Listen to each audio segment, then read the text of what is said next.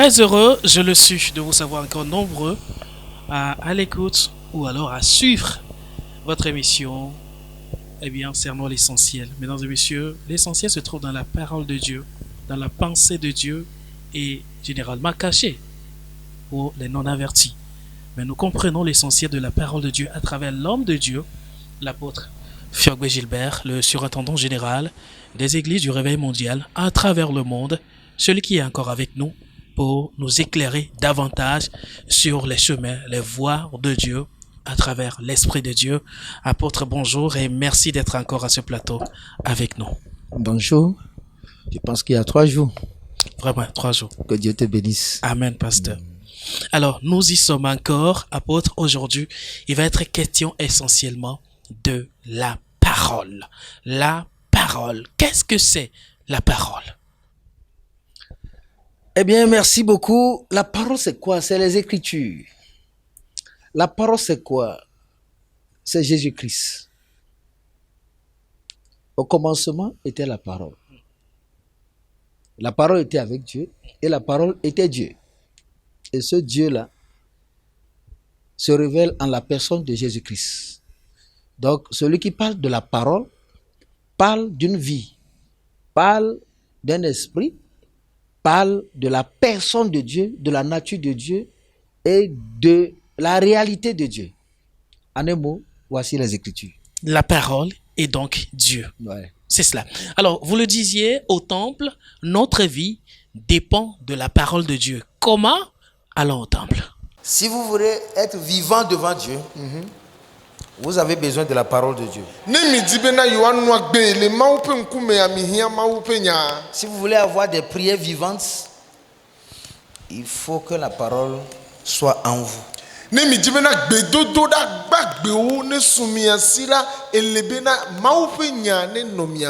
prières vivantes ne suffisent pas.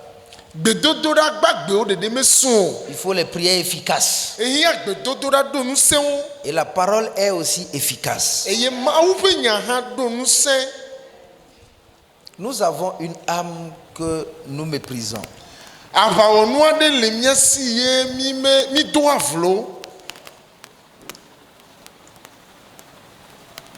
Beaucoup de personnes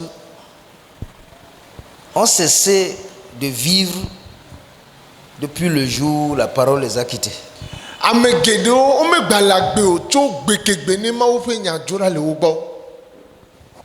Alors, pasteur, Ouais. comment est-ce que notre vie dépend de la parole de Dieu? La parole de Dieu a été au commencement. Donc Dieu a parlé, l'homme est né. Dieu a créé toutes choses, tout a été créé par la parole. Nous pouvons lire ça pour rafraîchir un peu la mémoire. Dans Jean le chapitre 1, nous pouvons voir ça rapidement.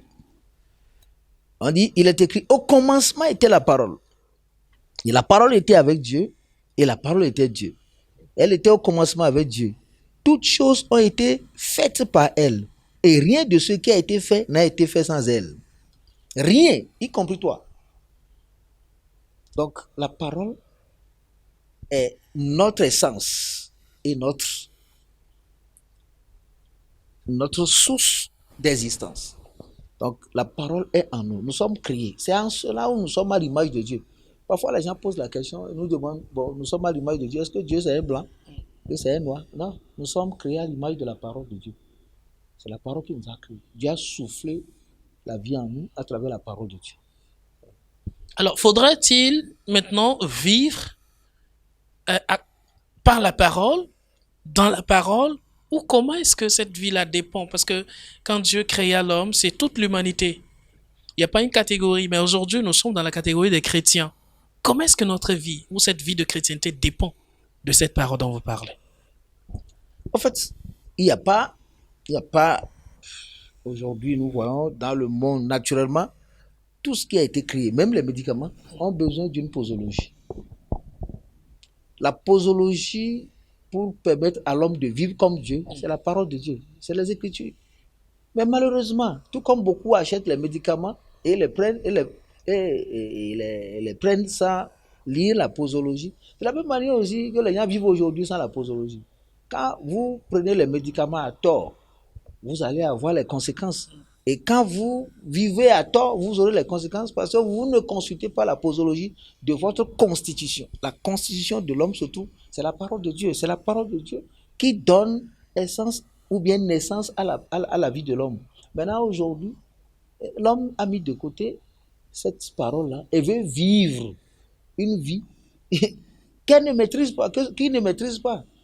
Parce que sans la parole de Dieu, la vie est inutile. Parce qu'au dernier jour, nous allons rendre compte de la présence de cette parole dans notre vie. Donc tout finira un jour. Et c'est la parole qui reste en nous, ce qui va rester de Dieu en nous, qui nous fera, qui nous donnera raison ou à tort.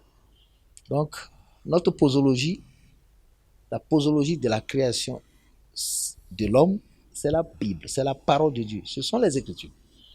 La Bible, une grosse notice alors pour Ouais, l'humanité. c'est une notice. Alors, vous le disiez tantôt au temple, hein, nous avons une arme puissante que nous négligeons, la parole. Comment est-elle une arme? Ouais. Aujourd'hui, vous voyez, nous sommes dans un monde, vous voyez au commencement, ici, quand vous lisez Genèse, là, on dit, à la surface de la terre, il y avait les ténèbres, déjà au commencement. Aujourd'hui, notre monde est rempli de ténèbres. Il y a trop de choses aujourd'hui qui combattent l'homme. La nature n'est plus celle qui a été au commencement. Tout est pollué. Il y a les esprits qui sont venus remplir la terre. Il y a aussi les forces du mal, beaucoup de choses. Et les forces du mal dans l'homme pour combattre l'homme. Ou parfois on dit que l'homme est un loup pour l'homme. Voilà. Donc, nous avons besoin de la parole de Dieu. Quand vous lisez Hébreux, le chapitre 4, à partir du verset 12, il est écrit, car la parole de Dieu est vivante et efficace, plus tranchante qu'une épée quelconque à deux tranchants, pénétrante jusqu'à partager âme et esprit, jointure et moelle. Elle juge les sentiments et les pensées du cœur. Donc, c'est une âme. Et si vous voulez encore comprendre la nécessité de cette âme, et vous allez voir ça. Tout à l'heure, nous avons vu qu'elle est une épée. Une épée, c'est une âme. Allô? Une épée, c'est une âme. Alors, quand à double tranchant. À double tranchant. Ça veut dire que recto verso, vous pouvez en être coupé. Voilà. Donc, quand vous lisez Éphésiens, le chapitre 6, c'est bien écrit là-bas que c'est une âme. À partir du verset 10, il est dit que au reste, fortifiez-vous dans le Seigneur et par sa force toute puissance. Revêtez-vous de toutes les âmes de Dieu afin de pouvoir tenir ferme contre les ruses du diable. Maintenant, on a cité ces âmes-là, dont la parole de Dieu. Vous voyez, non? Et puis, vous voyez, le verset 17 dit, prenez aussi le cadre du salut et l'épée de l'esprit qui est la parole de Dieu. Donc, ça fait partie de ces âmes-là. Si beaucoup de personnes n'ont pas d'âme, et vous voulez combattre le monde spirituel, le monde que vous ne voyez pas, la parole est spirituelle. Et nous avons un monde spirituel qui nous combat, un monde que nous ne voyons pas. Alors là, comment est-ce que nous allons vaincre? Les gens meurent comme ça, sans savoir pourquoi ils sont bons. Les gens se lèvent comme ça, et ils rencontrent une situation où, bon, c'est fini, ils vont dans l'au-delà. Ou bien quelque chose vient vous faucher, quelque chose, vous êtes là seulement, vous attendez un coup, bing, mais vous ne voyez rien. Mais si nous n'avons pas en nous la parole de Dieu, nous n'avons pas aussi les moyens de défense. Donc c'est la parole, l'épée. Ce n'est pas juste une épée, un couteau qu'on prend pour faire cela. Elle est en nous. Et nous l'utilisons à travers ce que nous confessons. Cette parole en nous, là, nous la confessons. Nous la confessons. Oui, tout âme forgée contre moi est sans effet. C'est une parole. Ouais, je ne mourrai pas, je vivrai. Quand vous parlez, la parole est en vous et vous la proclamez. Pendant que le monde des esprits entend ces paroles-là, sachant que ces paroles viennent de la Bible, ils savent que non, c'est une épée lancée contre le monde. Et pour ceux qui vivent pour le Seigneur, chaque parole qui sort de leur bouche est une épée lancée contre le monde des ténèbres. Justement, à qui profite cette parole? Est-ce que le monde spirituel, de l'autre côté, le monde du diable, aussi utilise cette parole pour agir, ou c'est seulement les chrétiens? Non, Satan utilise à tort cette parole, non? Parce que nous voyons des couvents de fétiches qui utilisent aussi la Bible. Non, s'il te plaît, la Bible ne peut pas être comprise par quelqu'un qui vit dans les ténèbres. Donc c'est un document. Eux, ils ont acheté un document. C'est ça qu'on appelle la lettre. La lettre tue. La lettre tue. Donc, vous pouvez avoir ceci dans vos maisons. Les satanistes sont ça. C'est dans la maison de tous ceux-là, même les musulmans, ça. Mais ça veut pas, c'est pas pour autant dire que vous avez Ça en ne vous. produit pas le même effet? Non, non, non, non, non, non. Parce que ceux qui ont l'Esprit de Dieu, c'est eux qui comprennent la parole de Dieu. Si vous n'avez pas en vous l'Esprit de Dieu, vous ne pouvez pas comprendre l'Esprit de la parole. Alors, faut-il comprendre pour produire l'effet d'une arme ou juste la lire? Non, lire seulement ne suffit pas. Il faut la révélation. Cette révélation-là, c'est l'Esprit de Dieu en vous, coopérant avec votre esprit, qui arrive à décrypter la puissance de la parole. Nous disons, sois béni. Je dis quoi? Je dis, bon, Dieu donne, sois guéri. Et que tu n'es pas guéri. Ce n'est pas une parole. C'est dans la Bible, mais ça n'a pas d'effet. Mais si je dis, sois guéri, et que tu es guéri, ça veut dire que la parole a produit l'effet. C'est comme à une dame qui dit, oh pasteur, elle est en Guinée équatoriale. Je veux mourir à cause du diabète. Je ne fais que des crises répétées. Il faut me sauver. Alors là, j'ai écrit, sois guéri au nom de Jésus-Christ. La dame dit, aussitôt cette parole lue, c'est fini, c'est comme quelque chose a traversé son être. Et les symptômes ont disparu d'un coup. Les symptômes sont partis d'un seul coup. Aujourd'hui, elle est guérie. Donc ça dépend de qui prononce la parole. Si vous n'êtes pas dans le monde de la parole ne vous reconnaît pas. C'est comme un enfant à qui on donne un fusil. Ça dépend de qui prononce la parole. Ouais, qui prononce la Important. parole. Ouais. Qui prononce la parole. Et regardez aujourd'hui tellement même des soi-disant des dirigeants aussi qui disent que Dieu te bénisse. Les gens ne sont pas bénis. Vous commandez aux démons de partir, ils ne partent pas. Il dit, vous regardez quand vous lisez dans la Bible, les fils de Sceva, qui s'en vont dire, bon, au nom du Dieu que Paul sait, Jésus sait, je vous chasse. Et les démons les ont dit, mais vous êtes qui? Nous connaissons Jésus. Nous savons qui est Paul. Vous êtes qui? Et les démons se sont jetés contre eux. Eux les ont mis à nu au point de les blesser. Parce qu'eux aussi, ils étaient en train de prononcer la parole. Mais qui ils sont? Ils sont méconnus. Parce que les esprits savent ceux-là qui détendent ou bien qui ont vraiment l'autonomie ou bien l'autorité de la parole. Beaucoup de personnes aujourd'hui font des délivrances et ont des retombées. J'ai vu des gens qui ont délivré les gens. Après tout, quand leur femme devait mettre au monde, là, c'est des mongoloïdes qui sont nés. Il faut savoir utiliser cette parole. Ouais. Et qui l'utilise. Alors, apôtre, quelle différence y a-t-il entre les déclarations positives et la déclaration de la parole, la confession de la parole? En fait, dans le monde, il y a le monde du diable, ou bon, même chez les satanistes, il y a les paroles positives, les déclarations positives. Mais ce n'est pas pour autant une affaire où, bon, ce n'est pas ça nécessairement la foi. La foi n'est pas juste une parole ce n'est pas une parole positive, non. La foi, d'abord, c'est le cœur qui croit à Dieu. Il faut le cœur qui croit à Dieu. Alors là, le cœur qui croit à Dieu est né par la parole de Dieu. Le cœur qui croit à Dieu est né par la parole de Dieu. Nous allons lire ça. Ouais, non. Tout à fait. Donc, parce que aujourd'hui, beaucoup sont en train de faire des déclarations, mais leur problème demeure. Mais quel est le mystère? Voilà. Pourquoi ils n'arrivent pas à s'en sortir? Quand on lit Romains 10, le verset 17, il dit, ainsi la foi vient de ce qu'on entend, et ce qu'on entend vient de la parole de Christ. Donc, le cœur qui croit à Dieu là, c'est le cœur qui est né par la parole de Dieu. Donc ça, c'est d'abord ça. Si vous confessez quelque chose qui n'est pas une réalité en vous, vous êtes un menteur. Les gens disent aux gens, ne mentez plus, alors qu'ils ont le mensonge dans le cœur, caché dans le cœur. Il n'y aura pas d'efficacité. Il y a tellement de prédications qu'on entend aujourd'hui qui ne touchent pas les gens parce que celui qui est en train de dire ces paroles-là ne vit pas ces paroles. Il n'a pas le contenu de vie de cette parole en lui. Alors là, ce qu'il dit, c'est zéro. Voilà. Donc, il faut d'abord gagner la parole de Dieu dans le cœur pour lui permettre de créer en vous la foi. Et ainsi, vos déclarations seront les déclarations de vie. Il y aura la puissance. La foi n'est pas quelque chose en l'air. C'est le dépôt de la parole obéie en nous qui produit la foi. Merci, apôtre. Oui. Nous allons retourner au temple, toujours sur la première partie que nous venons de voir. Nous retournons sur cette première partie et voir une portion de comment la parole quitte le croyant. Si vous voulez être vivant devant Dieu, vous avez besoin de la parole de Dieu. Si vous voulez avoir des prières vivantes, il faut que la parole soit en vous.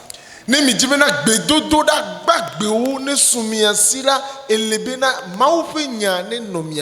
prières vivantes ne suffisent pas. Il faut les prières efficaces. Et la parole est aussi efficace. Nous avons une âme que nous méprisons.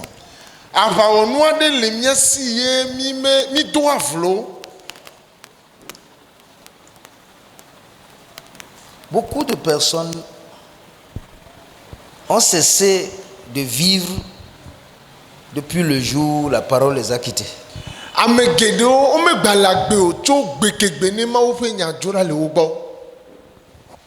Apôtre, Oui. comment la parole quitte les gens? C'est comme vous semez. Vous avez une semence que vous semez. Et après la moisson, vous ne semez plus. Est-ce qu'un jour, vous allez vous pointer dans le même champ et moissonner? Donc, si nous voulons avoir la vie, nous nous accrochons à la parole. Et si nous voulons avoir continuellement la vie, nous nous accrochons continuellement à la parole. Le jour où vous arrêtez avec la parole, la vie s'arrête. C'est comme ça. Et comment on peut arrêter avec la parole? Vous pouvez être en train de lire la parole sans qu'elle ne soit plus une vie en vous, parce que si le péché est là, la parole ne peut plus produire le fruit. Et aujourd'hui, ce qui fait notre problème, c'est le péché. Le péché. Si notre vie est alimentée par une désobéissance, par un refus de faire ce que Dieu dit, quoi qu'en soit ce que nous allons lire dans la parole de Dieu, elle ne produira plus d'effet dans nos vies ou bien dans la vie de ceux qui nous écoutent. C'est pourquoi Paul disait à Timothée, veille sur toi-même et sur ton enseignement.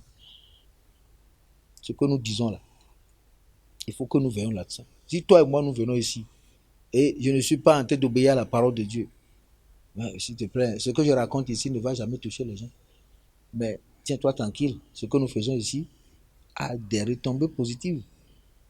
Les gens essaient d'appeler, d'apprécier ça, parce que beaucoup disent que c'est maintenant que beaucoup de choses qui leur sont floues aujourd'hui, tout est clair. Donc ça veut dire que c'est une lampe que nous allumons à travers c'est l'essentiel. Mais il faut se préparer. Il faut être pour la parole, il faut être dans la parole, il faut vivre la parole et il faut permettre à la parole de te guider. Voilà. Comment reconnaître une vie que la parole a quittée? Une vie que la parole a quittée, c'est une vie qui ne produit plus, qui ne porte plus de fruits, dont les paroles ne portent plus de fruits, les paroles ne sont plus vivantes, les paroles ne sont plus efficaces, les paroles ne touchent plus. Quand tu vois quelqu'un là, dont les paroles sont inefficaces, tu vas savoir. Ça dit, quand il parle, tu es ennuyé. Quand cette personne parle, on a envie vraiment de quitter. Ou bien on est fatigué d'entendre. Peut-être la personne est en train de lutter pour dire de bonnes choses, mais ça ne passe pas. Ça ne passe pas. Donc c'est comme, vous voyez, cette bouteille d'eau là est fermée. Vous voulez mettre de l'eau dedans sans ouvrir le bouchon. Ça va pénétrer? Non. Donc c'est ça. À partir du moment où votre vie n'est plus conforme à ce que dit la parole de Dieu, le ciel est fermé pour vous. Tout ce que vous dites là est inefficace, ça ne porte plus de fruits. Et toi-même tu le sais, les gens même eux le savent. Tu vas voir quelqu'un en train de parler sous climatisation, mais transpire. Il veut forcer la chose. Ça ne se force pas. Non. La vie s'exprime facilement. Est-ce que j'ai besoin de faire des efforts pour respirer? Si vous avez la vie, vous l'exprimez. C'est comme ça aussi la parole de Dieu. Si elle est vie en vous, elle s'exprime facilement. La prière ne suffit pas. Il faut une prière efficace. Cette prière efficace, c'est celle axée sur la parole. Comment axer sa prière sur la parole? Tu sais, Satan était allé vers Jésus pour dire, bon, il est écrit. Oui. Si tu prends cette pierre-là elle peut devenir le pain pour toi, tu vas manger. Lui aussi, il utilisait la parole. Et Jésus lui dit, il est aussi écrit que l'on ne vivra pas seulement du pain. Quand vous lisez Matthieu 4,4. Mais il a continué. Il a continué. Donc, la parole qui était en Jésus-Christ était vivante, était aussi efficace. Et quand le diable n'avait pas eu gain de cause, la Bible a dit, il est parti pour un temps favorable. Aujourd'hui, nous on est confus. Il y a beaucoup de personnes aujourd'hui, même en sortant pour évangéliser. Une simple question, il ne peut même pas répondre. Il dit, je vais aller voir d'abord mon pasteur. Ouais. Donc, nous ne maîtrisons pas ce que nous voulons enseigner aux gens. Et nous sortons pour leur dire de venir à notre Seigneur. Non. Une demi-vérité, c'est juste une fausseté. Merci, pasteur. Ouais. Nous retournons au temple. C'est la nourriture que Dieu a laissée à notre esprit. Une personne spirituelle a besoin de la parole de Dieu. La parole de Dieu se mange. C'est une nourriture. C'est aussi un breuvage. Alléluia. Amen. Mais pourquoi cette parole-là n'a pas sa place en vous?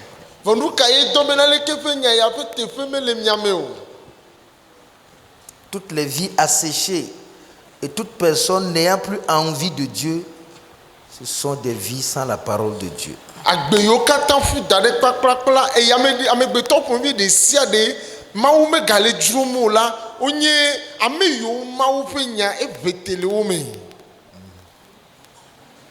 Apôtre, Ouais. comment manger et boire la parole de Dieu? Alléluia. Bon, en fait, tu sais, quand vous lisez Jérémie 15,16, il dit, moi, j'ai recueilli tes paroles, je les ai dévorées. Tes paroles ont fait la joie et l'allégresse de mon cœur. Voyez, la parole de Dieu, là, c'est la nourriture pour notre esprit. Quand nous lisons la parole de Dieu, nous sommes en train de donner la nourriture à notre esprit. Nous sommes en train de donner la vie à notre esprit. Nous sommes en train d'éclairer notre esprit. Nous sommes en train de fortifier notre esprit. En un mot, chaque fois que vous mettez à lire la parole de Dieu, chaque fois que vous vous mettez à méditer, vous mettez à méditer la parole de Dieu. Chaque fois que vous allez pour étudier la parole de Dieu, à chaque fois que vous allez pour mémoriser la parole de Dieu, vous êtes en train de nourrir votre esprit. Vous êtes en train de manger la parole de Dieu. Vous savez que parfois, là, on médite jusqu'à ce qu'on s'explose. On est content, on finit de méditer, on finit de lire la Bible, on est rassasié. Vous savez en vous que vous avez une force à l'intérieur. Vous avez créé l'énergie en vous. Ouais, ça, vous avez mangé la parole de Dieu. Regardez quelqu'un qui se lève le matin et qui prend juste un petit verset qui n'a même pas terminé et qui s'en va. Qu'est-ce qu'il a en lui pour résister au diable, pour affronter les situations? Il n'a pas suffisamment mangé. Celui qui n'a même pas mangé physiquement et qui veut faire une course, courir sur 60 km, à peine 500 mètres, si ce n'est pas fait, il va tomber. C'est comme ça aussi. Notre esprit affamé, quand nous allons pour beaucoup de courses, il tombe en chemin, il tombe en tentation, il tombe dans le péché, il tombe dans les choses parce qu'il n'est pas nourri. Ceux qui tombent dans le péché sont ceux-là qui sont affamés spirituellement parce qu'ils n'ont pas suffisamment mangé la parole de Dieu. N'importe quelle chose qu'ils trouvent en chemin, ils prennent. Ils trouvent la fornication, ils prennent. Ils trouvent la convoitise, ils prennent. Ils trouvent le mensonge, ils prennent. Parce que leur esprit est affamé, c'est fini. La convoitise ne peut que remplir le cœur qui n'a pas la parole de Dieu. Il faut manger la parole de Dieu. Il faut la manger. Alors, cette parole à manger est celle prêchée à l'église, prêchée par un pasteur, prêchée par un évangéliste, ou alors c'est toujours celle qu'on lit dans la Bible ou celle qu'on médite soi-même. Il y a quelque chose aussi dans la Bible, je vais lire. Jean 6, verset 35. Jésus leur dit, je suis le pain de vie. Celui qui vient à moi n'aura jamais faim. Celui qui croit en moi n'aura jamais soif. Donc, celui qui mange Jésus, il a dit, si vous me mangez, si vous me buvez, parce qu'il est la parole qui est faite ciel. Les gens ne comprenaient pas. Ils ne comprenaient pas ce qu'il était en train de dire. Ils ont traité de tout. Vous voyez? Quand vous lisez en haut là, et le verset 33 dit, car le pain de Dieu, c'est celui qui descend du ciel et qui donne la vie au monde. Il lui dit, Seigneur, donne-nous toujours ce pain. La parole de Dieu. Parce que le problème du monde, ce n'est pas le fait que les gens ne trouvent pas à manger.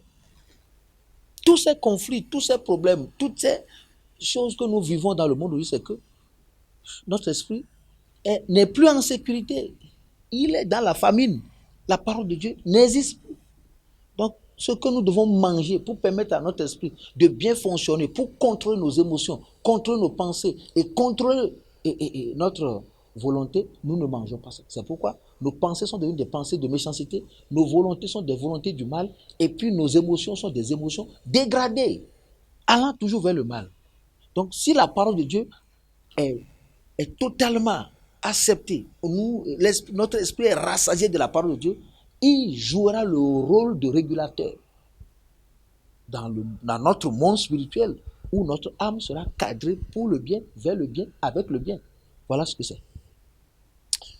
Merci, apôtre. Alors, je reviens sur ma question. Est-ce que c'est la parole qu'on écoute d'un évangéliste, cette parole prêchée par un prédicateur qui vivifie nos âmes, ou alors qui nourrit notre esprit?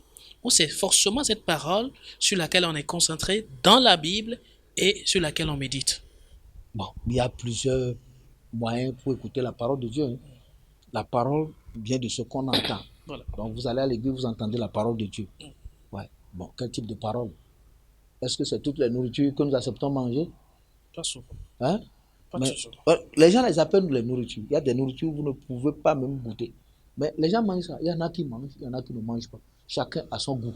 Mais la parole de Dieu aussi ne devait pas être une affaire de goût, mais parce que ceux qui préparent cette parole, ceux qui détiennent cette parole-là, n'ont pas les conditions requises. Ça fait que parfois, bon, ça dégoûte.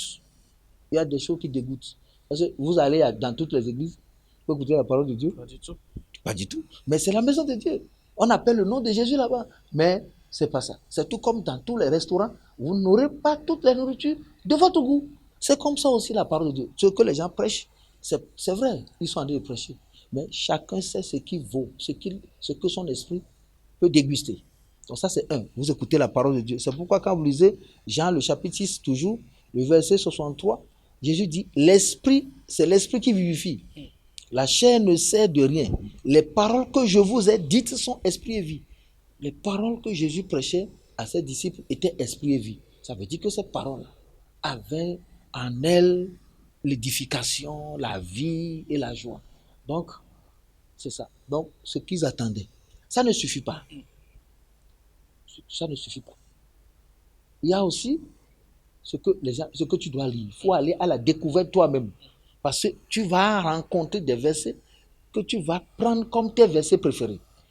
Nous avons des versets préférés. Nous avons des aliments préférés. Nous avons des nourritures préférées. Tu iras à cette découverte-là pour voir ces nourritures préférées de la parole de Dieu. Ça ne suffit pas. Il faut méditer la parole de Dieu. Il faut approfondir. Il y a des nourritures, à 5 minutes, on les a déjà préparées. Il y a des nourritures que vous achetez sur le chemin, c'est tout cru, vous mangez. Mais quand vous venez, il y a des nourritures qui vous prennent le temps. Vous devez aller chercher les condiments, vous devez venir travailler les condiments et vous devez les préparer. C'est ça la méditation. Ça ne suffit pas. Il faut étudier ça, savoir étudier qu'est-ce qu'il faut manger pour ne pas être intoxiqué, pour ne pas être constipé. Ça, c'est l'étude. Donc tout ça là, l'ensemble de tout ça là, c'est ça qui édifie, c'est ça qui fortifie notre esprit. Voilà. Et c'est ce qu'on appelle le manger de la parole de Dieu. Voilà. Nous retournons au temple. D'accord. Quand vous mettez la parole en dernière position, ça veut dire que vous n'avez pas la vie en vous.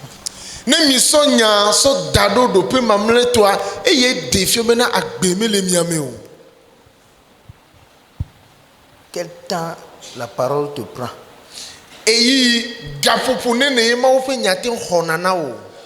Si la parole, tu donnes 10% de ton temps à la parole, tu as la vie à 10%.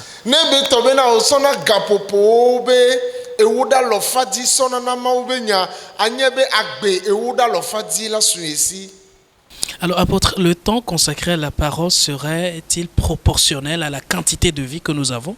Ouais. Je vais te dire une chose. Bon, la plupart du temps, nous sommes dans un monde où la faim règne partout. Les gens ne mangent pas à satiété, ils ne sont pas vraiment, ils ne mangent pas à leur faim. Mais quand tu vas dans certains milieux, quand tu vois même la table, l'apéritif par ici, mais très beau, tu vas penser que non, c'est ça seul même, ça suffit pour certaines personnes. Mais on dit que c'est pas fini. Ou bien l'entrée, l'apéritif, un petit jus par ici, après la grande nourriture, et tout les croissants. C'est-à-dire résistance. Quand tu vois la table même là, frère, un jour j'étais allé quelque part, j'étais sidéré. Je ne maîtrisais pas comment ça se faisait, donc je suis obligé de regarder les gens, je les suivais comme un élève. Mais bon, chacun aussi prenait selon son goût. Moi, je ne savais pas ça. Moi, j'ai mis tout dans le plat. Voilà, donc c'est ça. Donc, il y a des nourritures, vous pouvez prendre. Si vous n'avez pas assez à manger, vous n'allez pas passer assez de temps. Si vous n'avez pas d'appétit aussi, vous n'allez pas passer assez de temps. Donc, notre problème, c'est qu'aujourd'hui, là, nous n'avons pas l'appétit pour la parole de Dieu. C'est cela. Ça nous ennuie. Donc, ça fait que, bon, ce que vous mangez sans appétit, sans goût, ne va pas résister dans votre ventre. Et ça fait que la capacité pour résister dans le mauvais jour, nous n'en avons pas. Parce que la parole nous ennuie, ce n'est pas une parole que notre esprit désire avec appétit. Donc, le temps que vous passez dans la parole de Dieu est proportionnel à la vie que vous aurez. Donc, mais ce temps-là, est-ce qu'on peut aller forcer quelque chose? Combien de personnes s'asseyent aujourd'hui pour lire la parole pendant 2 heures, méditer la parole pendant 1 heure, aller pour écouter des CD, des messages édifiants pendant des heures? Ça n'existe pas. Parce que ceux qui se donnent à la parole de Dieu aujourd'hui ne sont pas nombreux. C'est pourquoi le monde chrétien est tellement victime. N'importe qui s'en va. C'est ça qui amène les gens à des fausses doctrines. N'importe quelle chose qu'on leur donne, ils boivent. Et puis c'est ça. Ça crée des dégâts. Donc le temps que nous donnons à la parole de Dieu est déterminant. C'est proportionnel à notre victoire, à tout ce que nous voulons dans l'avenir. Donc s'il y a carence de la parole de Dieu, ça veut dire que nous n'avons pas espéré assez de vie dans l'avenir. Voilà. Apôtre, vous l'avez dit, avant de manger un repas, il faut en avoir appétit, il faut en avoir faim. Mais aujourd'hui, lire la parole de Dieu, c'est comme, ça devient une ordonnance et des fois, on est forcé de le faire. Parce qu'on ne comprend pas, on s'ennuie. Alors, comment y arriver véritablement? Parce que beaucoup, peut-être aujourd'hui, ont envie de lire la parole de Dieu, l'avoir en eux et donner des versets, des quotations comme vous, par exemple, parce que quand on vous voit, vous n'avez rien préparé, vous n'avez toujours rien préparé au compte papier, mais toujours vous donnez des versets, les connotations qu'il faut pour retrouver la parole de Dieu. Comment y arriver forcément? D'accord. Au fait, il y a une chose. Il y a d'ores et déjà, beaucoup sont rassasiés. Il y a quelque chose en eux qui les empêche d'avoir d'appétit. D'accord. Ouais, non. Bon, vous avez faim. Vous avez tellement faim. Vous demandez peut-être à votre épouse de vous faire bon riz au gras. Mais bon, votre ventre affamé là, tantôt vous trouvez un beignet là, vous mettez dans la bouche. Vous trouvez juste un biscuit là, vous mettez dans la bouche. Le temps que la nourriture vient, c'est fini. Sans le savoir, vous êtes rassasié. Dès qu'on amène la bonne nourriture, vous prenez quelques cuillerées seulement et vous dites que vous êtes rassasié. Madame s'énerve. C'est comme ça notre problème. Avant d'aller à la parole de Dieu, nous prenons beaucoup de choses. Un bavardage ici, qui est aussi une parole, qui n'est pas la parole. Une calomnie ici, qui est aussi une parole, mais qui n'est pas la parole. Une critique ici, qui est aussi une parole, mais qui n'est pas la parole. Et toutes ces choses-là intoxiquent notre esprit. Maintenant, quand nous sommes devant la parole de Dieu, nous ne pouvons plus consommer comme cela se doit. On devient chagriné. Tu cherches même où se trouve le problème. Non. Avant de lire la parole de Dieu, il faut vraiment assainir la maison. Mais nous prenons nos bouches, nous les mettons dans beaucoup de choses. Tu es là seulement, tu veux vraiment aller à la parole de Dieu. On parle de politique, tu mets ta bouche dedans. Bientôt, quand tu seras en train de lire la parole, tu vas voir que ton esprit ne peut pas vraiment te permettre d'aller jusqu'au bout. Le chrétien doit être discipliné, discipliner sa bouche. Parce que la parole, c'est celle qui conduit notre vie. Mais aujourd'hui, les paroles nous ont déjà remplis et nous ont arraché l'appétit et le goût. Alors, nous consacrons beaucoup plus de temps aux paroles, au point où la parole n'a plus de place avec nous. Avec nous. Regardez même la télévision, où les gens sont là à regarder des films. On met des choses dans leur tête, ils disent non, c'est éducation, c'est éducation, c'est éducation. Sans savoir l'effet négatif. Et l'obstacle que ceci va constituer pour leur approche de la parole de Dieu. C'est parce que notre pensée absorbe et au fond de nous là, et ça laisse des dépôts. Alors là, au lieu plutôt que nous évacuons, nous emmagasinons. Et quand nous nous présentons devant la parole de Dieu, c'est le sommeil, c'est la fatigue, c'est l'ennui, c'est l'incompréhension. Et puis bon, c'est comme ça, on fait un peu Dieu. J'ai envie de lire la parole de Dieu, mais je ne comprends pas. C'est faux. Quand tu s'agit de bavarder, tu n'es pas fatigué. Quand il s'agit de passer tout le temps à regarder des futilités à la télé, tu n'es pas fatigué. Quand il s'agit de critiquer ton pasteur, tu n'es pas fatigué. Pourquoi c'est devant la parole de Dieu qui est lumière, qui est vie, que tu es fatigué. Si vous mangez une mauvaise nourriture avant la bonne nourriture, vous n'aurez pas envie. Merci, pasteur. Ouais. Il y a aussi un constat. On arrive facilement à lire tout autre livre, mais lorsqu'il s'agit de lire la Bible, qui est la parole, on est généralement fatigué. Comment vous l'expliquez? J'étais piégé. Quand j'étais pasteur, tu ne peux pas imaginer que je passais toute une année sans lire toute la Bible. Mais je lisais des dizaines de livres. Et une année, je peux lire 50 livres d'autres personnes me disant que j'étais en train de me cultiver. Mais je me voyais inefficace devant beaucoup de choses. Les livres sont les pensées des hommes, même si ils sont cotés par des versets bibliques. Il y a aussi la pensée de l'homme qui parfois est nuisible aux Écritures, sans qu'on ne le sache. On trouve de beaux conseils, on confesse, mais il n'y a rien dedans. J'en ai fait pendant des années. Jusqu'à il y a de cela 5 ans, Dieu m'a dit, s'il te plaît, si tu veux vraiment me connaître, concentre-toi sur la Bible. C'est là que j'ai commencé par m'éduquer. Ce n'était pas facile. Comme je n'avais pas tellement pris l'habitude de lire la Bible, l'approche était vraiment difficile pour moi. Alors j'ai choisi 3 chapitres dans la Bible parce que moi j'avais une vision. Donc je m'accrochais aux paroles de la Bible qui répondaient à ma vision. Donc j'ai commencé par lire Ésaïe 60, 61 et 62. Je lisais ça chaque jour. Tu ne peux pas imaginer. Je lisais ces versets-là chaque jour pendant 2 ans. J'ai lu les mêmes chapitres-là pendant 720 fois. Qu'est-ce que vous recherchez? Je recherchais quelque chose dans mon cœur. Je vais être impacté par la vision du réveil. Alors c'est quand j'ai pris là, quand j'ai fini là, j'ai vu que mon esprit maintenant était prêt pour lire la Bible. C'est là, je me suis d'abord donné au Nouveau Testament. Cette année-là, j'ai lu le Nouveau Testament 36 fois. C'est après que maintenant j'ai pris goût, j'ai rééduqué mon esprit à commencer par lire la Bible. Alors là, quand j'ai fini ces 2 aspects de mon apprentissage à l'approche de la Bible, j'ai commencé par lire la Bible à partir de Genèse. À l'année là, j'ai lu la Bible 7 fois, j'étais tellement content. J'ai dit vraiment un exploit. Depuis près de 20 ans dans la foi, voilà, j'ai fait mon premier exploit. L'année qui a suivi, je me suis efforcé de la lire au moins 15 fois. Et l'année dernière, je l'ai lu 16 fois. Donc, et ma devise était... La Bible entière. Ah oui, ma devise était de lire la Bible en 4 ans, 50 fois. Alors là, pour battre le record de tout ce que j'ai raté. Donc voilà à peu près c'est ce qui fait l'objet de ce qu'aujourd'hui, là, j'ai la facilité dans... Voilà. Donc, c'est ça. Je sais là où se placent toutes les choses. C'est classé dans ma tête.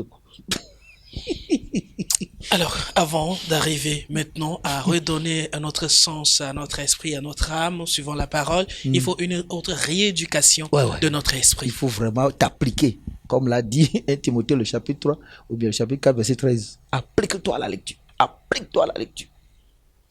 Tu veux? Il faut t'appliquer. C'est appliquer. Si tu ne t'appliques pas, vraiment, tu as un combat, non? La lecture aussi, c'est un combat. Parce que le diable ne voudrait pas que les gens lisent la Bible.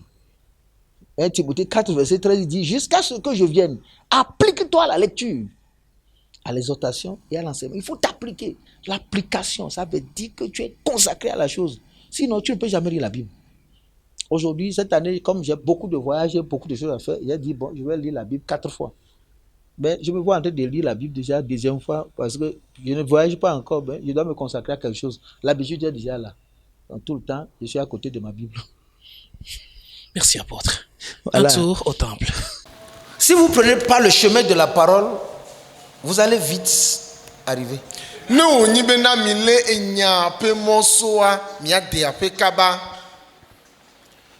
La parole vous saisit de l'intérieur à l'extérieur.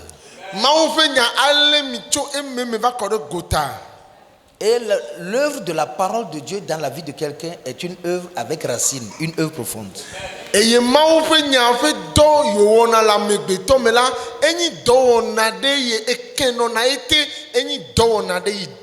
c'est une œuvre qui prend du temps. Si vous ne prenez pas assez de temps avec la parole de Dieu, un jour vous allez vous rendre compte que vous n'avez pas la vie en vous.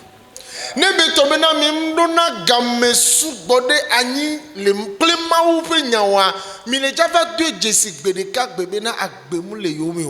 vie de prière qui touche Dieu, c'est une vie qui puise ses ressources dans la parole.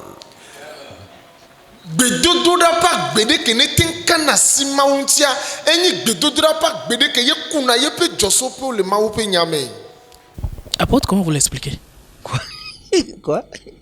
Parti par le chemin de la parole. Ouais. Le chemin de la parole, c'est le chemin de la vie. Le problème, c'est qu'aujourd'hui, il y a tellement de chrétiens qui sont vraiment venus en balade. Non, l'église n'est pas un terrain de jeu. C'est l'endroit où on vient chercher Dieu. Là, dommage, c'est plus ça aujourd'hui. C'est le lieu de la mode. Et ça fait que, pendant que les gens ne sont pas sur la direction, le chemin de la vie, les pasteurs luttent aujourd'hui pour leur donner des solutions. Impossible. Quand vous ne prenez pas le chemin de la parole de Dieu, vous n'aurez jamais la vie. Parce que c'est la parole qui donne la vie. Jésus dit, les paroles que je vous ai dites sont esprit et vie. Alors là, si vous voulez avoir la vie, vous devez vraiment aller vers la parole. Le chemin de la parole de Dieu, c'est le chemin de la connaissance de la parole de Dieu. Il y a la connaissance de la parole de Dieu, il y a l'excellence de la parole de Dieu, il y a les degrés dans cette connaissance. Ah oui. Parce que, si vous lisez simplement la parole de Dieu, ça ne fait pas de vous quelqu'un qui connaît la parole de Dieu. Non, peut-être vous connaissez, la lecture vous amène à connaître la parole de Dieu à 20%, la méditation à 30%, l'étude à 30%, la mémorisation à 20%. Dans ces 4 dimensions, il faut apprendre, il faut être avec la parole de Dieu. Combien lisent la parole de Dieu? Combien ont les versets dans la tête? La parole qui est en nous, c'est elle qui nous défend dans les mauvais jours. Quand nous n'avons pas les moyens de défense que nous confère la parole de Dieu, dans les mauvais jours, nous trébuchons ou bien nous sommes fauchés. Ils sont vulnérables. Vulnérables. Donc aujourd'hui, ça manque. Beaucoup de... Excuse-moi, parfois on me dit que je parle contre les pasteurs. Beaucoup d'hommes de Dieu ne lisent plus la parole de Dieu. Ils préfèrent s'accrocher au nom, je suis ceci, je suis cela. Non, tu ne dors pas. Ça prend ta tête. Ça prend ta tête. Et combien de personnes s'asseyent aujourd'hui et lisent, non, je ne parle pas de chapitre, 100 pages dans la Bible chaque jour. 100 pages. Vous lisez jusqu'à ce que la parole elle-même commence par vous lire. Mais quand la parole ne vous lit pas, vous n'êtes jamais entré dans la vie de la parole. Vous lisez la parole, vous pleurez. Parce qu'elle commence par lire votre vie de l'intérieur. Elle commence par vous exposer. Elle commence par vous illuminer. Vous lisez la parole de Dieu, vous riez. Vous lisez la parole, vous vous éclatez en joie. Vous lisez la parole, vous vous éclatez en prière. C'est comme ça. Cette vie-là s'exprime. On est fiers. Je ne peux pas passer une journée sans la Bible. Jamais. Je dois avec. C'est le seul livre que je lis maintenant. Depuis plus de 5 ans. Parce que j'ai trop fait avec les autres livres. Je n'ai rien gagné. Que la confusion. Parce qu'il y a tellement de livres écrits, mais qui sont des livres erronés. Apôtre, merci. Alors cela revient, la vie de prière qui puise dans la parole de Dieu. Quelle est cette vie? La vie de prière qui puise dans la parole de Dieu. Prier, c'est quoi? Qu'est-ce que c'est que la prière? La prière, c'est ce qui déborde de l'intérieur à l'extérieur. Mais qu'est-ce que nous avons à l'intérieur? Ce n'est pas la prière que nous avons, ce n'est pas la prière qui est à l'intérieur. C'est la parole. Quand la parole est à l'intérieur, alors là, ce qui sort de nous vers Dieu, c'est ça qu'on appelle la prière. Ce que nous dégageons, la parole que nous dégageons de l'intérieur vers l'extérieur, c'est ça qu'on appelle la prière. Donc, en un mot, la prière, c'est le débordement de la parole de Dieu en nous. Il y a trop de paroles vides. Seigneur, Seigneur, Seigneur. Non, je ne vous ai jamais connu. Seigneur, Seigneur. Seigneur, Seigneur, Seigneur. Ceux qui disent Seigneur, Seigneur n'entreront pas tous dans le royaume des cieux. Seigneur, Seigneur veut dire qu'ils sont en train de prier. Seigneur, Seigneur veut dire qu'ils sont en train de chasser les démons. Seigneur, Seigneur veut dire qu'ils sont en train de faire les miracles. Mais il leur dira un jour, je ne vous ai jamais connu. Un don est différent de vraiment la prière. Qu'est-ce que Dieu écoute? Vous pensez que c'est nos futilités que Dieu écoute dans la prière? C'est la quantité de vie de Dieu en nous là. Que dégage la prière là. C'est ça que Dieu écoute. L'odeur de la parole de Dieu dans nos prières. C'est ça qui intéresse Dieu. C'est pourquoi il dit, quand vous priez, ne multipliez pas les vaines paroles comme le font les païens. Quand vous lisez dans Matthieu, vous allez voir ça. Les gens multiplient les vaines paroles. Les vaines paroles. Ils sont en train de multiplier. Voyez donc. Ils sont là, en train de multiplier les vaines paroles. Non. Matthieu, le chapitre 6, verset 7.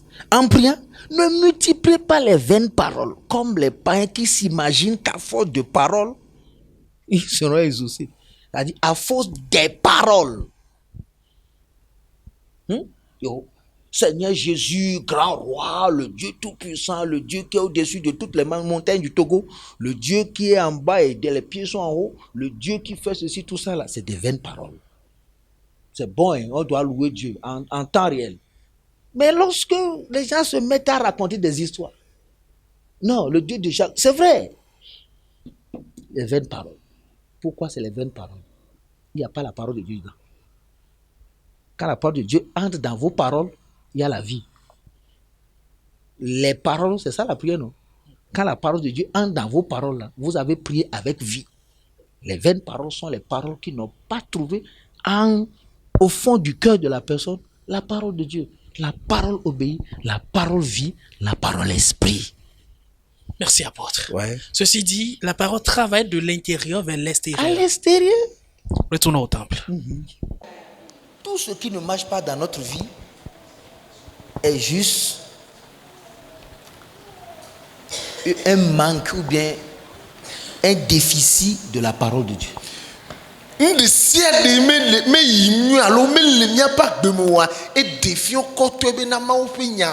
dit, moi j'ai recueilli tes paroles, je les ai mangées et ces paroles ont fait la joie de mon cœur.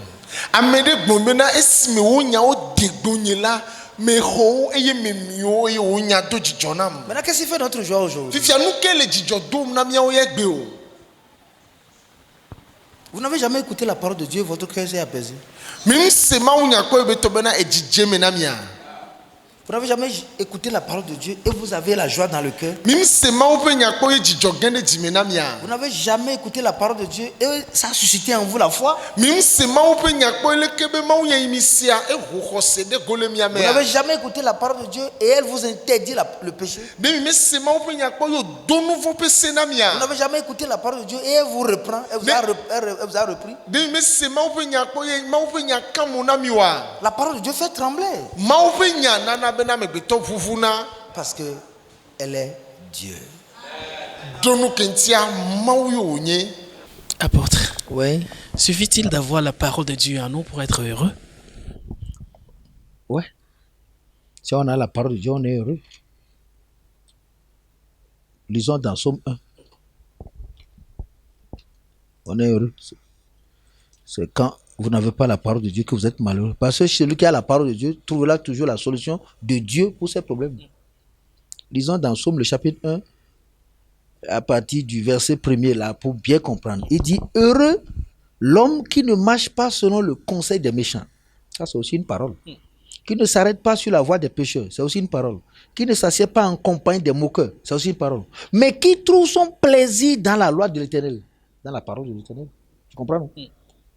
Et qui la médite jour et nuit. Il est comme un arbre planté près d'un courant d'eau qui donne son fruit en sa saison et dont le feuillet ne se pétrit point. Tout ce qu'il fait lui réussit. Celui qui trouve plaisir dans la parole de Dieu est heureux. Celui qui trouve plaisir dans la parole de Dieu est heureux. Si vous ne trouvez pas plaisir dans la parole de Dieu, vous ne pouvez jamais être heureux. Il y a oublié quelque chose dans Jacques aussi. On lit la parole, mais sans trouver plaisir, là vous ne serez pas heureux. Dès que ça tombe sur vous, vous cherchez d'autres solutions. C'est ça, non, mon Dieu donné. C'est ça.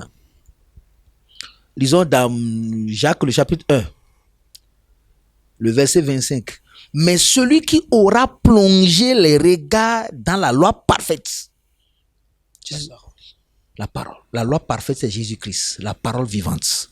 Celui qui aura plongé les regards dans la loi parfaite, la loi de la liberté, et qui aura persévéré, n'étant pas un auditeur oublié, mais se mettant à l'œuvre, celui-là sera heureux dans son activité. C'est clair, non? Plonger les regards dans la parole parfaite qui est Jésus-Christ, dans la parole révélée, dans la parole qui est vie, dans la parole qui est esprit. Tu te consacres à cette parole-là. Tout ce que tu fais, non seulement va réussir, mais tu seras heureux dans tes activités. Tu n'auras envie de quoi à qui que ce soit. Vous l'avez dit, le vide que nous sentons aujourd'hui à nous, ou alors sont dus au manque de la parole de Dieu. Ouais. Tu peux avoir, vous allez voir des gens qui ont de l'argent, mais qui ont envie de se suicider. Ouais. Qui ont envie de se suicider. D'autres même juste une petite déception d'une petite fille là. Ils ont envie de mourir. Parce qu'ils n'ont pas la parole de Dieu. Le vide là, c'est ça qui fait les courses effrénées de tous les chrétiens aujourd'hui. Les poussant à aller de gauche à droite, n'ayant jamais une destination paisible. Mais quand vous avez la parole de Dieu en vous, vous êtes au repos. Elle vous montre le chemin, elle vous dit le chemin, elle vous dit ce que vous devez faire. Elle vous rassure à l'intérieur. Même si vous demandez quelque chose à Dieu que vous n'avez pas encore reçu, vous avez en vous cette certitude que c'est une affaire de temps. Dieu agira un jour. Donc ce vide-là, aujourd'hui existe. Parce que même les gens prient, mais après la prière, ils s'énervent. Parce que la parole n'est pas concentrée au fond de leur personne. Ça fait que le vide est là. Et ils sont en train de creuser dans le vide pour parler à Dieu. Creuser dans le vide pour prêcher. Pour prêcher l'évangile. Mais après tout, vous vous énervez. Parce qu'il y a le vide. La parole qui remplit, c'est ça qui rend l'intérieur paisible. Et qui donne le dépôt de l'esprit en vous. Pour vous permettre de fonctionner comme Dieu. Alors là, vous êtes heureux. Mais cette parole n'existe pas. Tu ne vois pas que les gens crient dans les rues. Ça ne donne rien. C'est le vide. Le vide, le vide, le vide. Le vide. Le temps passé dans la parole de Dieu, c'est ça qui nous donne de combler le vide et de vivre en paix. Merci, apôtre. Ouais. Allons au temple. Vous voyez, cette Bible-là, elle a des lois pour elle-même. Et si on les met Si vous la touchez sans amour, il vous punira. Elle vous punira.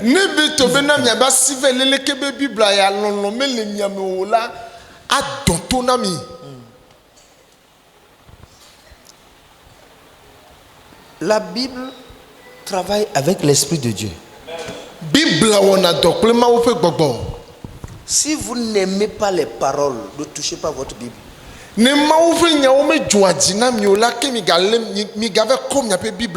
Vous allez sortir avec un cœur aigri et puis parfois même endurci.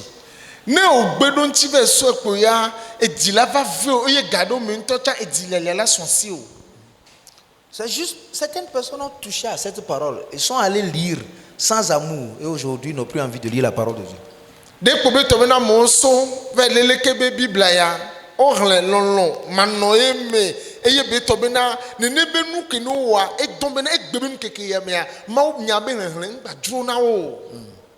C'est une parole qui est bonne, mais qui contient en elle le jugement. Parce que ça travaille avec l'esprit du Dieu vivant.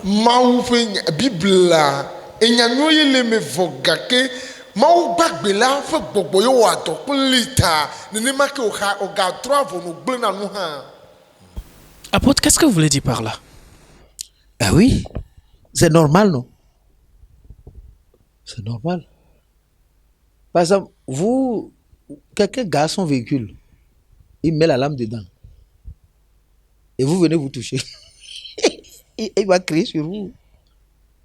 Donc, si vous êtes propriétaire de ce véhicule-là, vous saurez comment faire pour débloquer et sans que le véhicule ne crie sur vous. C'est de la même manière. Si vous pouvez avoir une Bible, vous achetez une Bible, vous amenez à la maison. Mais si vous n'êtes pas devenu réellement le propriétaire de cette parole-là, alors là, dès que vous touchez, elle va crier sur vous. Hein. Je vous dis la vérité. Beaucoup de personnes ont ce livre en main aujourd'hui, mais c'est un jugement pour eux. Parce que le Dieu de cette parole-là est amour. Vous ne pouvez pas l'aborder sans amour. Quand on dit dans Jean 1 qu'au commencement était la parole, et la parole était avec Dieu, et la parole était avec Dieu, était Dieu. Quelle parole? Celle-là que nous avons en main. Comment nous pouvons l'aborder?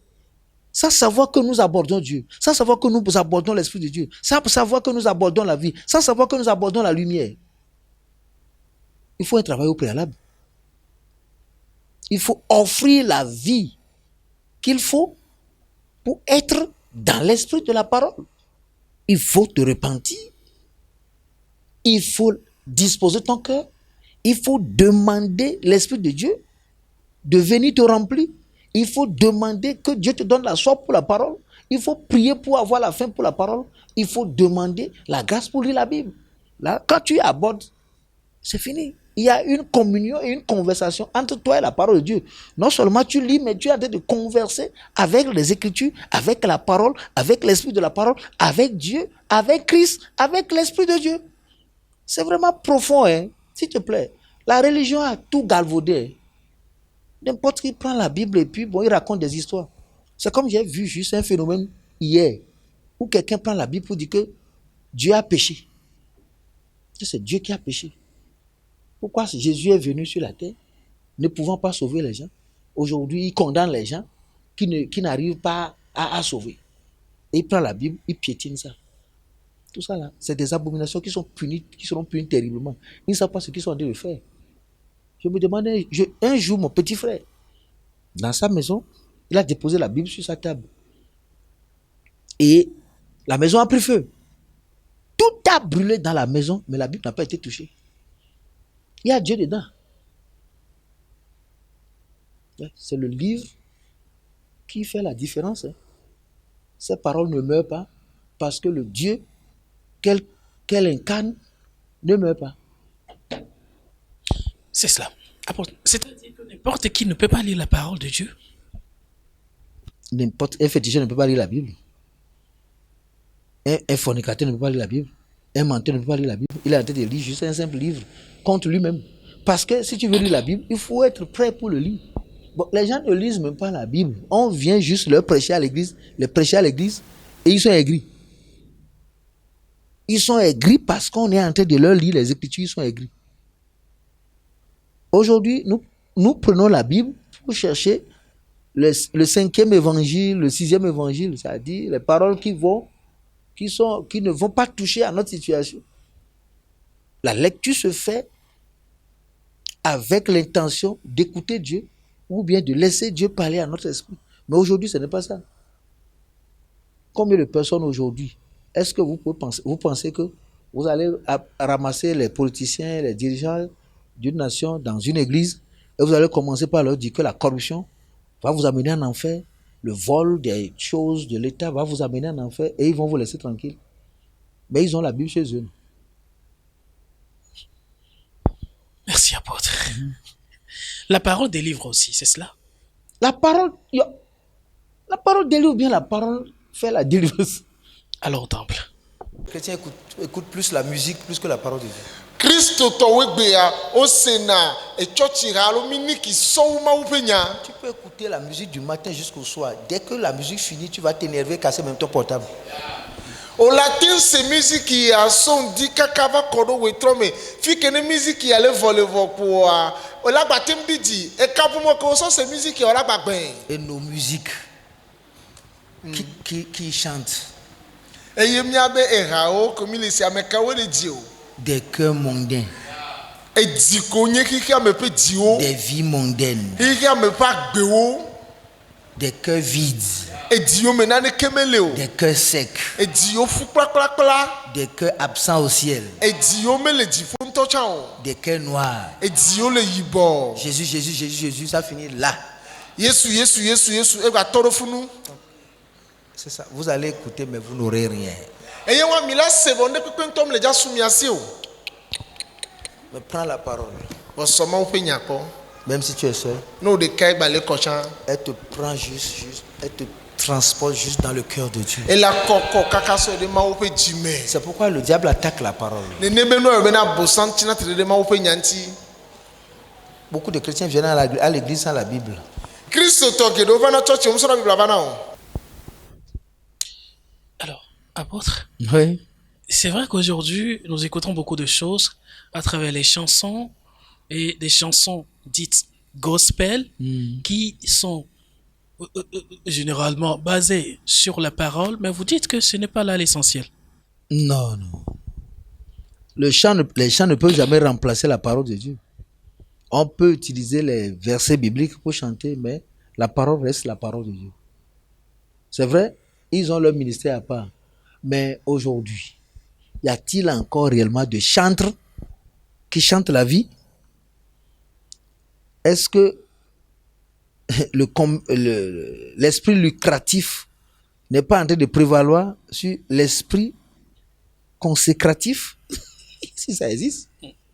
Voilà. Donc, les gens rentrent juste dans le studio ou bien rentrent à l'internet là, et puis c'est fini, ils manipulent les choses. Bien, Jésus, Jésus, Jésus. Le chant n'a même pas de couplet, n'a pas de verset. Il n'y a rien, il n'y a pas de profondeur, il n'y a rien, il n'y a pas de forme. Et puis c'est fini, il met quelques musiques poto là. Et on fait un petit décor et puis il met ça sur le marché pour dire chanter. Donc, c'est ça, c'est ce qui est à la mode aujourd'hui. Pour trouver réellement les chants comme les temps passés où quand tu écoutes la chanson, tu as les larmes aux yeux, tu es inspiré, tu es touché, même parfois délivré. C'est rare aujourd'hui. Parce que la superficialité de notre vie chrétienne là, qui n'inclut pas la parole de Dieu dans son essence, nous a amené à des choses qui ne durent pas dans le temps et dans l'éternité. Voilà. Alors tout ce qui est fait sans la parole reste vide. Vide. Parce que tout ce qui est fait sans la parole de Dieu ne peut entraîner Dieu, ne peut entraîner son esprit et ne peut apporter aucune bénédiction. Apôtre, un dernier tour au temple et nous revenons. Retourne là, va chercher ta Bible. Trɔ vɛ dzi mi lɔ na ke ɖe ŋuti. Sinon, tu n'auras pas d'avenir avec Dieu. Jamais. Ne mu le na o nene wa esɔ me ɖe kpekpe ŋutɔ me le dza sɔn asi o kudo ma wo. Beaucoup ne sortiront pas de leur pauvreté jusqu'au jour où ils vont commencer par lire la Bible. Geɖewo me le dza va do ɖa le woƒe ahedada me va se ɖe gbe si gbe wa dzi woƒe bibla xexlẽ. Vos gros démons que vous trimballez là, vous ne sortirez pas de leur main à partir du moment où vous vous tournez vers votre Bible. Et gbɔgbɔvɔ gãgã triakɔkɔ le agbeme na mi wɔn do ɖa le mia me va se ɖe se miatrɔ ayi ɖe bibla kɔ atɔ xexlẽ o. Elle a toutes les solutions. Bibla ŋuɖoɖo alo ɖo ŋutiwo katã wo le me lo. Il faut guérir tes pensées impudiques par la parole de Dieu. Yɔ dɔwo tame susu wo nye ahasi kudo matretɔ to mawo ƒe nya be xexlẽ me. Il faut guérir ta pensée de sorcellerie par la parole de Dieu. Azenuwɔwɔ be susu wo adadɔgbe le ŋuti to mawo be nya me. Apôtre, c'est vrai, en conclusion, vous renvoyez de manière incessante, avec un ton véhément, retourne à la parole de Dieu. Et donc, ça veut dire qu'il faut aller reprendre plutôt notre délivrance à travers cette parole. Ouais.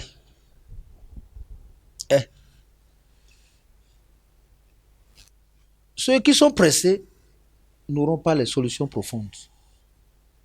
Vous ne pouvez pas commencer par lire la parole de Dieu aujourd'hui et le mystère va se produire en vous. Il faut du temps pour construire une maison avec la parole de Dieu dans votre cœur. Parce que toutes nos maisons au fond de nous et dans notre cœur là, sont en ruine.